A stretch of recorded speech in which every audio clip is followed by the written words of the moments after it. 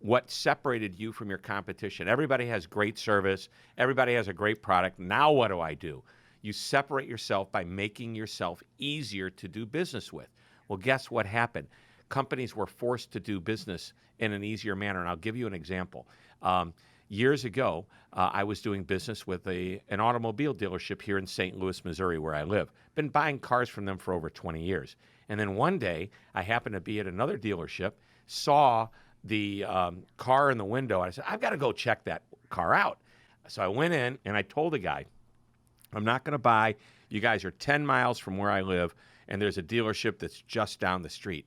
And the man looks at me, he says, look around. Do you see a waiting room anywhere? We don't have a waiting room. We actually have a small one, but nobody ever uses it because when you need service for your car, we bring you a loaner, a brand new car, almost like yours. We'll pick yours up and we'll bring your car back when it's done. You don't ever have to come in the dealership again.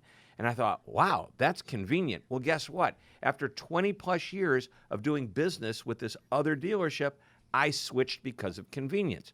Mm-hmm. Well, then the pandemic hits, and all of a sudden, all these automotive dealerships are saying, you don't need to come to us. Go online, choose the type of car you want, call us, we'll bring you one out to try. We'll bring you one out to sell. You need service, we'll bring you a loaner, just like I was used to.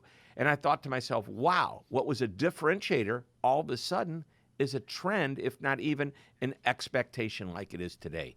So I believe today, it's not just a differentiator, it's an expectation. Our customers are smarter than ever. They're doing business with companies that completely get it, and therefore those companies are setting the bar higher for every other brand and company that's out there.